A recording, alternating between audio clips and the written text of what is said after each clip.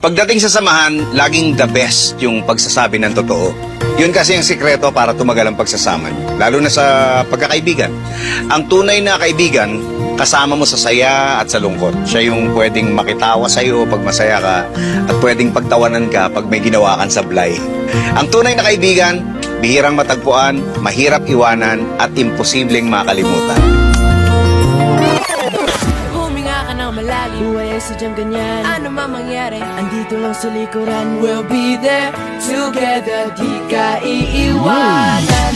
Pagkasama ka, lubos ang saya. Tunay na kaibigan, di kita